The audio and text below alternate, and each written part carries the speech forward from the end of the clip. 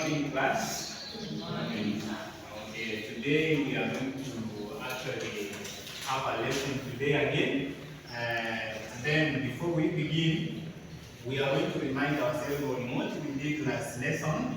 And then we actually know what we are going to discuss today because it's going to form the basis of today's discussion.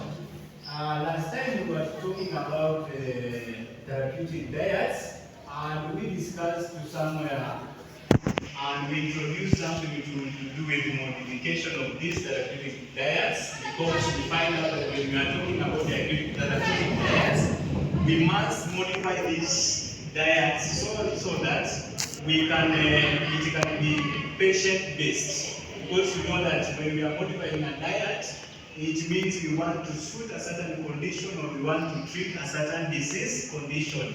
For example, we say we have different conditions that are actually making us to modify our diet. So what's the date of today? Is it 24th or 22nd. Today is on 22nd. Today is on 22nd of April. So we were talking about those things when we were discussing the assignment. So we are going to have the objectives here. The objectives of today. So our main topic here is about therapeutic diets. It's called therapeutic.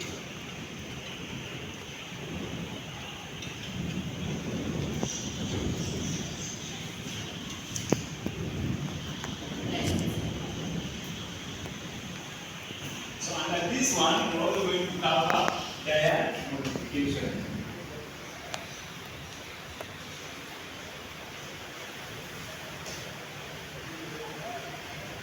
So when we are talking about diet modification, these are going to form the objective. So we are going to look at parenteral nutrition and enteral nutrition. So this one will form the basis of our objective. So number one objective, by the end of this module unit, you as a learner should be able to know different types of enteral nutrition and types of enteral nutrition. So after this one, we are also going to learn about types of parenteral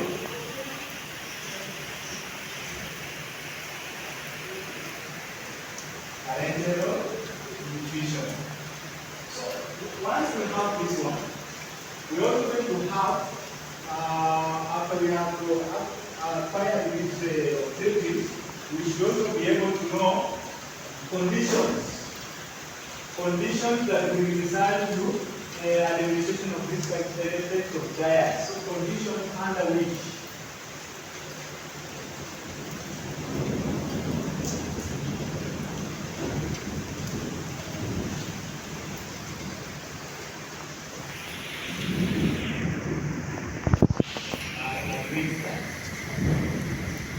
you are also going to cover those things, and then at the end of the lesson, we are going to have an assessment. We are going to have a takeaway lab or a home assignment. So we are going to have our assignment here. We are going to check if we have actually mastered the content. So here, we are going to also have some vocabulary which you identify, which you are going to identify at the end of the lesson. We are also going to have this vocabulary that we are going to explain. So, to begin with, what is the diet modification, Maurice? Diet modification? Yes. What do you want to understanding? Yes. Alterations in our diet to fit the conditions of our population. So diet modification, we are saying an alteration of normal diet to suit a certain disease condition. somebody might be having a certain disease, for example, diabetes, or maybe that person is having hypertension, or that person is having anemia.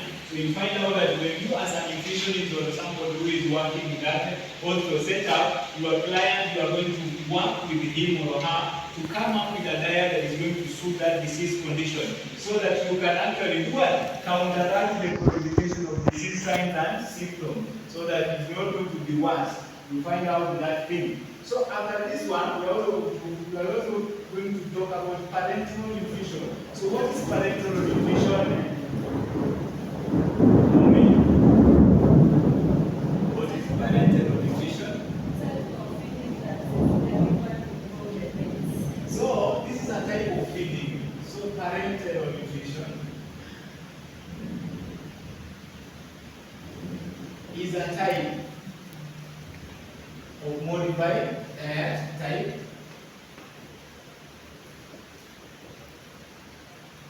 and it means that through what? Through the vein.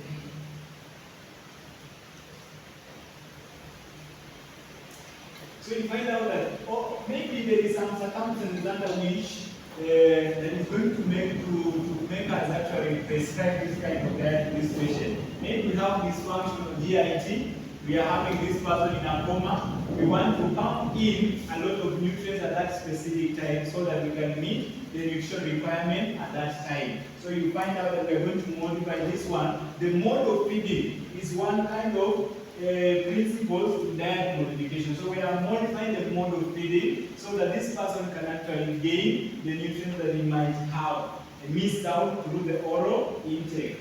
So we are also going to have, after that, let us look at the enteral nutrition also. What is enteral nutrition?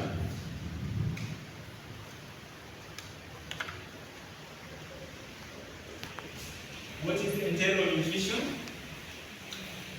What is?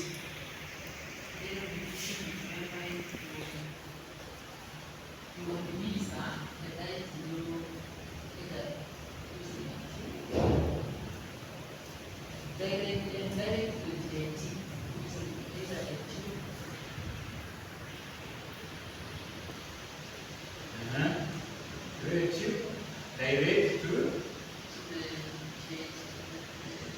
the stomach.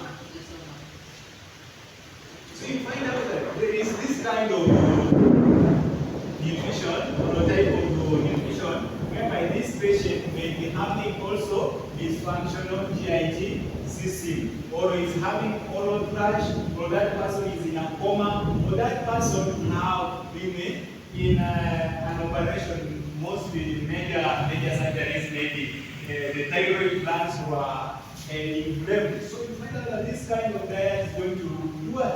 To supply the required amount of nutrients to this patient. So after that, we are going to look at the conditions under which this enteral nutrition is required. Conditions under which this enteral nutrition is administered. So number one is when we have dysfunctional GIT. Dysfunctional GIT means it is not functioning, malfunctioning. Maybe you are having oral thrush. So for circumstantial conditions under which. So number one, we have said this dysfunctional GIT, gastrointestinal tract. So number two, which other conditions, circumstances that can lead us to administer enteral nutrition? Cancer patients, that they need a lot of what? A lot of energy to be pumped into the system. Something else? Another condition? Difficulty in swallowing? Yes. Difficulty in swallowing. So you find out that this patient may be having a difficulty in swallowing, maybe he's having an oral thrush, maybe he's having different things. He cannot chew, he cannot chew the oral foods, maybe the solid foods. That is one of the circumstances. So we have tubes, different tubes that are going to be used while doing administering this enteronutrition, we have nasogastric,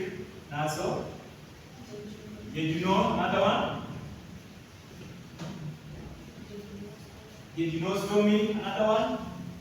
So we have different forms of administration. So after this one, we are going to look at types of parenteral nutrition. Types of parenteral nutrition. Number one type to determine which one. Number one, we have total parenteral nutrition. Total parenteral nutrition, whereby this patient is going to feed entirely through the tube. You find that maybe is in a coma, in ICU condition, so you feed this patient totally through the vein using this type of parenteral nutrition through the vein. We have another one. The second one is Naomi. Partial parenteral nutrition of the cerebral. So it is partial parenteral nutrition. So not all these nutrients are going to be pumped in through this, maybe this parenteral nutrition. Maybe we are having enteral nutrition and also we are having what? Parenteral nutrition. So after that, actually we have included most of the things and also we were supposed to discuss under this sub-module topic. So someone who is having a question, if you have a question, we have someone who is having a question. So if you don't have a question, I'm going to give you an assignment. Of which you are supposed to hand in the next class when we come. So number one question, look at the complications. Complications of enteral and parenteral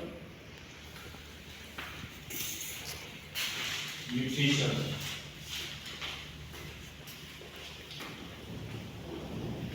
So we are going to look at this complication of enteral and parenteral nutrition. So for this one, it will be carried 15 marks. So make sure you submit the next class. So there being no other assignments, we can end our lesson from there. Then let us meet the next class. Okay, thank you.